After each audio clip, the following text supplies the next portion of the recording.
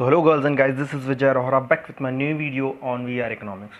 तो आज हम लोग बात कर लेते हैं इसके आगे डेप्रिसिएशन का कॉन्सेप्ट।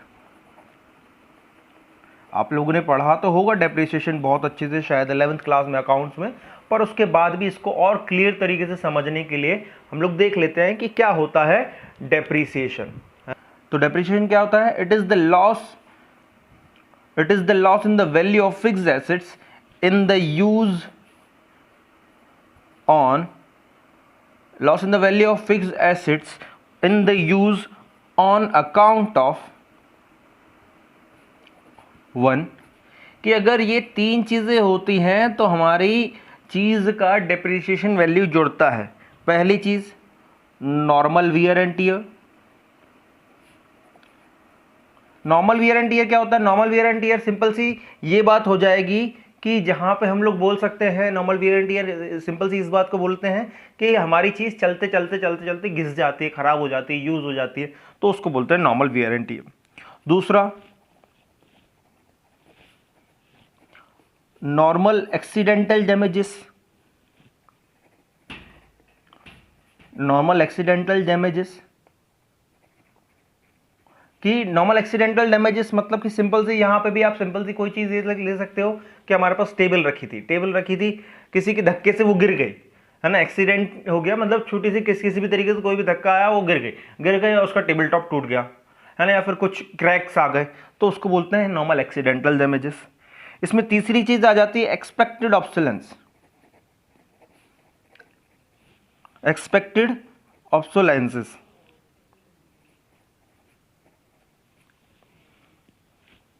है ना। एक्सपेक्टेड ऑब्सोलेंस क्या होता है? तीसरी चीज एक्सपेक्टेड ऑब्सोलेंस क्या होता है कि हमें पहले से ही पता है कि हमारी चीज की वैल्यू घट रही है। क्यों घटनी है? सपोज मैं कोई एक फोन लेके आ गया, मोबाइल फोन लेके आ गया, तो मैं मोबाइल फोन लेके आ गया 25,000 रुपए का। अब 25,000 रुपए का मैं मोबाइल फोन लेके आ गया, तो मेरे को पहले से ही पता है कि अगर मैं आज ये चीज खरीद रहा हूं तो अगले 2 हफ्ते या फिर 2 महीने या 2 साल बाद इसकी वैल्यू घटनी ही है। क्यों घट रही है? क्योंकि पहली चीज, एक तो इसकी डिमांड घट सकती है। डिमांड घटेगी, क्यों डिमांड घटेगी? क्योंकि इससे बेहतर टेक्नोलॉजी और सस्ते में आ जाएगी, इससे बेहतर टेक्नोलॉजी, तो अल्टीमेटली क्या होगा? टेक्नोलॉजिकल चेंजेस बढ़ते जा रहे हैं, जिसकी वजह से हमारी चीज़ की वैल्यू भी घट सकती है। मतलब कि ये चीज़ हमें पहले से पता है ना, हमने एक्सपेक्ट किया हुआ है कि ये चीज़ हमारे साथ हो सकती है। तो ये तीन चीज़ों को जोड़ के क्या बन जाता है? डेप्रिसिएशन। इसी डेप्रिसिएशन को कवर अप करने के लिए हम लोग बनाते हैं depreciation reserve fund.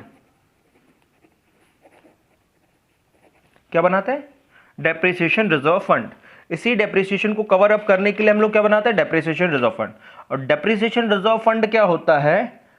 It helps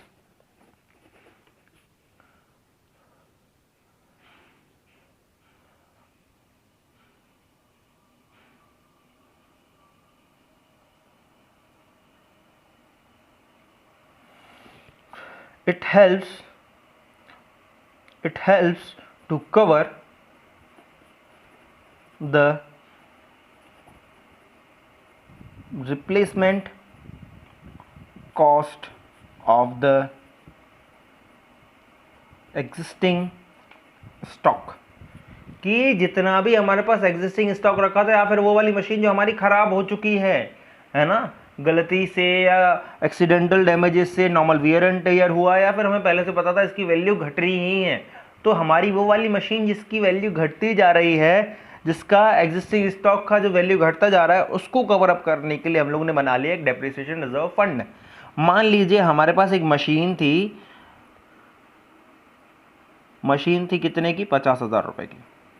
अब मैं आज खरीद के लेके आया, आज कौन सी डेट है? लगभग मान लीजिए 22 अप्रैल और 2020, ठीक है, 22 अप्रैल 2020 को आज मैं 50,000 रुपये की मशीन खरीद के लेके आया।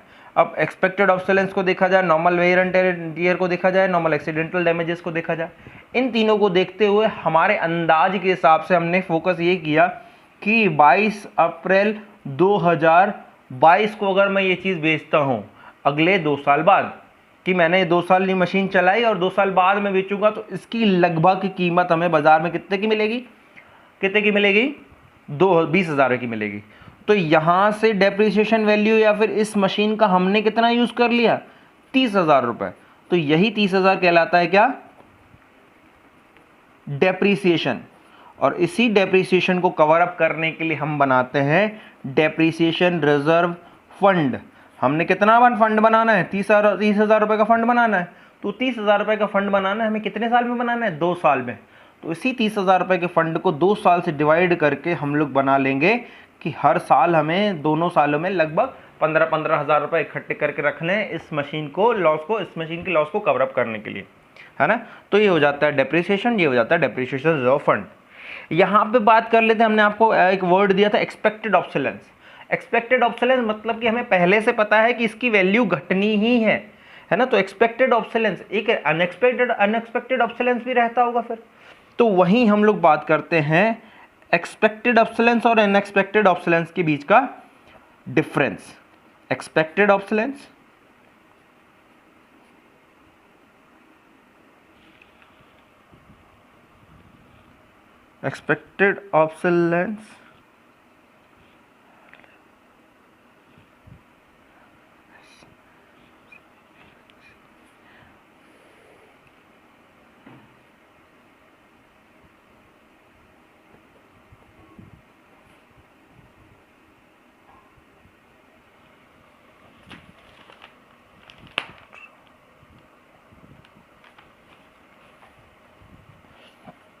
तो वहीं हम लोग बात करते हैं डिफरेंस बिटवीन किसके बीच का, एक्सपेक्टेड ऑब्सोलेंस और तो अब हम लोग बात कर लेते हैं डिफरेंस बिटवीन किसके बीच का, एक्सपेक्टेड ऑब्सोलेंस और अनएक्सपेक्टेड ऑब्सोलेंस के बीच का।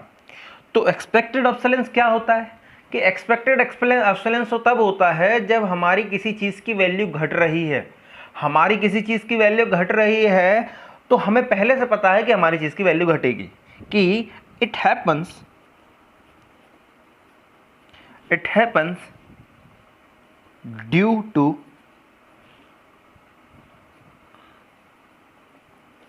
चेंज इन टेक्नोलॉजी और चेंज इन डिमांड।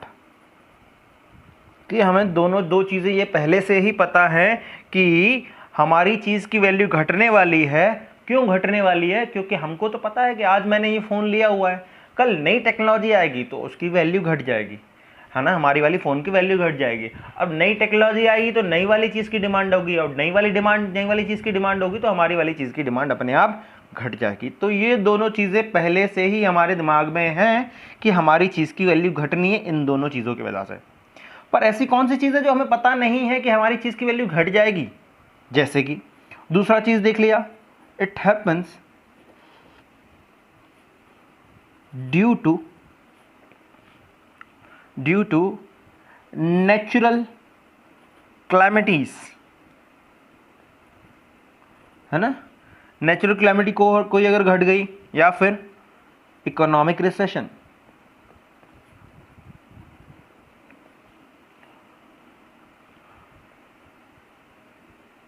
है ना। इकोनॉमिक रिसेशन की दो चीज़ें हो सकती हैं यहाँ पे। नेचुरल क्लैमिटीज़ की यहाँ पे मैं फ़ोन आज ही लेके आया, एक आध हफ्ता चलाया और हमारे यहाँ पे बाढ़ आ गई। अब बाढ़ आ गई तो हमको पता थोड़ी था कि बाढ़ आने वाली है। अब तब मैं फ़ोन लेके आता हूँ, बाढ़ आ गई तो मेरा फ़ोन उसमें गिर गया, पानी में गिर गया, पानी में गिर के फ़ोन मेरा ख़राब हो गया। तो जो मैं 25,000 रुपये का फ़ोन लेके आया उसको मैं बनवाने जा रहा हूँ तो 15,000 रुपये और लग रहे हैं। अगर ऐसे ही बेचने जा रहा हूँ तो 4,000 रुपये में बिक रहा है। तो उस फ़ोन की वैल्यू तो घट गई। फ़ोन की वैल्यू घट गई, किस कारण से घटी, ऐसे कारण से घटी जो मेरे को पहले से पता नहीं था।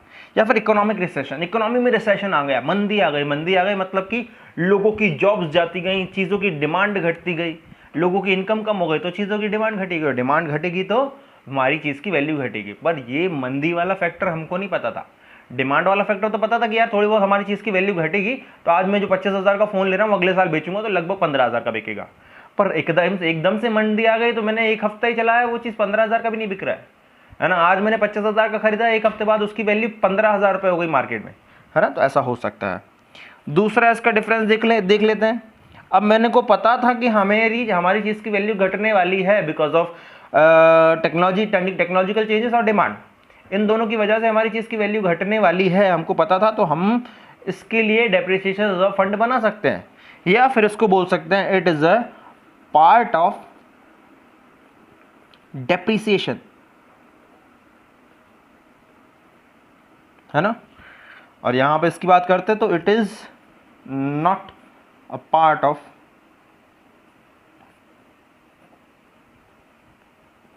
डेप्रिसिएशन। यहां पे तीसरा डिफरेंस बात करते हैं तो expected obsolescence is managed through depreciation reserve fund. It can be manage through depreciation reserve fund.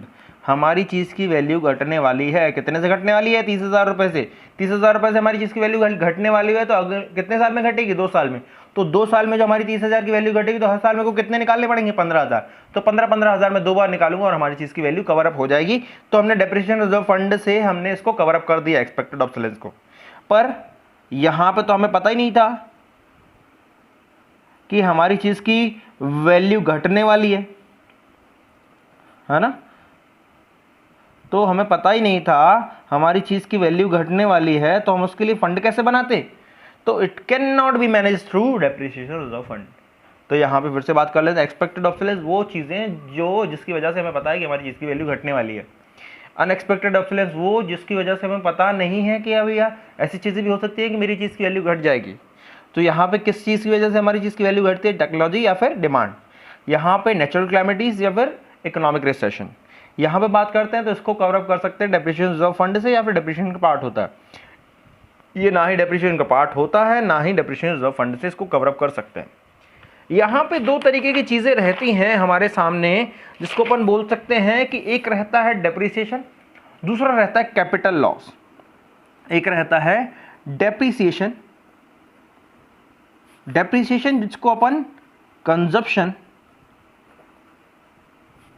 Of fixed assets भी बोलते हैं, कि जब हम अपनी चीज को कंज्यूम करते जाते हैं। और दूसरा रहता है कैपिटल लॉस। तो ये कैपिटल लॉस क्या है और डेप्रिसिएशन से कैसे अलग है? डेप्रिसिएशन से कैपिटल लॉस, तो डेप्रिसिएशन और कैपिटल लॉस के बीच में हम लोग इसको डिफरेंस देख लेते हैं ताकि हमें समझ में आ जाए कि डेप्रिसिएशन क्या होता है। Depreciation it is the loss in the value of fixed assets, it is loss in the value of fixed assets while using those assets। कि डेप्रिसिएशन तब बना जाता है जब हमारी किसी चीज को हम यूज कर रहे हैं और यूज करते करते करते करते करते करते उस चीज की वैल्यू घट रही है। Let's take an example of a car. मैंने एक कार ली, मैं कार को यूज कर रहा हूं। क्या ले लिया? कार ले लिया। कार को यूज कर रहा हूं कंटिन्यूसली यूज कर रहा हूं। 1 साल हो गया, 2 साल हो गया। अब 1 साल 2 साल में मेरी कार के चक्के भी खराब होंगे, इंटीरियर भी थोड़ा बहुत गंदा होगा, थोड़ा बहुत ज़्यादा ही गंदा हो जाएगा, है ना। कुछ न कुछ इंजन में भी दिक्कत जाएगी, है ना। बाकी कई सारी चीज़ों में दिक्कत आएगी, दिखने में ख़राब हो जाएगी, है ना। तो उसी चीज़ को कवर अप करने के लिए जब मैं यूज़ कर रहा हूँ कार को, तो तब उसकी वैल्यू घट रही है ना। कि कार मैंने ली थी 5 लाख रुपए की, अब वो वैल्यू उसकी घटते घटते घटते 4.5 बची है, 4 बची है 2 साल के अंदर, 4 लाख रुपए बची है उसकी वैल्यू, है ना। 1 लाख से उसकी वैल्यू घट गई। क्यों घटी? मैं उसको यूज़ करता जा रहा था ना कंटिन्यूसली, उससे फ़ायदा निकालता जा रहा था। ठीक है, यहीं पे कैपिटल लॉस की बात करें, it is loss in the value of fixed assets while they are not in use। कि यहां पे बात कर दी जाए एक पार्क्ड कार की। पार्क्ड कार मतलब कि कोई भी एक जगह पे, खुली जगह पे मेरी कार पार्क थी और मैं चला गया 1 साल के लिए बाहर या फिर 1.5 साल के लिए बाहर, शहर से बाहर चला गया खुली कार के लिए। खुली जगह पे एक कार मेरी पार्क थी, वहां पे उसका कवर भी नहीं लगा हुआ था, तो एक जगह पे रखी हुई थी। तो रखी पहले धूप आई, धूप के बाद बारिश हुई, है ना। मतलब कि मेरी कार ने ठंड भी सह ली, गर्मी भी सह ली, फिर एकदम से ठंड भी आने लगी, बरसात भी आ गई, है ना। वहीं पे अगर देखा जाए तो कुछ डॉग्स वगैरह भी मेरी कार के ऊपर जाके बैठ गए, है ना। गंदगी भी बहुत हो गई, अंदर से कुछ कांच फूट गया, बच्चे क्रिकेट खेल रहे थे, कांच फूट गया, रखे रखे उसके चक्के खराब होते गए। तो जब मैं अपनी कार की वैल्यू की घटने की बात करता हूं, जब मैं उसको नहीं यूज़ कर रहा था, वहाँ पे मेरी गाड़ी सिर्फ खड़ी थी, मतलब मैं उसको यूज़ नहीं कर रहा था, मैं उससे फ़ायदे नहीं ले रहा था, उसके बाद भी हमारी चीज़ की वैल्यू घट गई। अब उसके बाद भी हमारी चीज़ की वैल्यू घट गई तो उसको अपन बोलते हैं कैपिटल लॉस। कि जब कोई भी चीज़ हम यूज़ करते करते उस चीज़ की वैल्यू घटवाएं तो उसको बोलते हैं डेप्रिसिएशन। जब हमारी कोई चीज़ रखी है उसके बाद भी उसकी वैल्यू घट जाए तो उसको बोलते हैं कैपिटल लॉस। समझ में आया? यही पे बात करते हैं इसका दूसरे डिफरेंस की। तो ये तीन चीज़ों की वजह से होता है। It is a loss due to, पढ़ चुके अपन, normal wear and tear, accidental damages,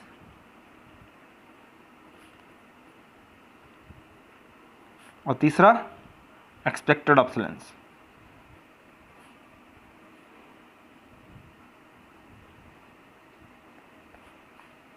ठीक है, ये चीज़ हमें पता थी कि इन चीज़ों की वजह से हमारी चीज़ की वैल्यू घटेगी। यहां पे it is a loss due to, पहला नेचुरल क्लैमिटीज,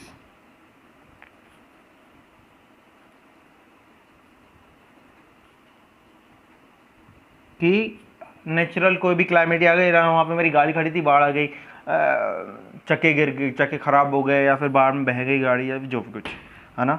दूसरी चीज़ fall in the market value of the assets, कि because of recession fall in the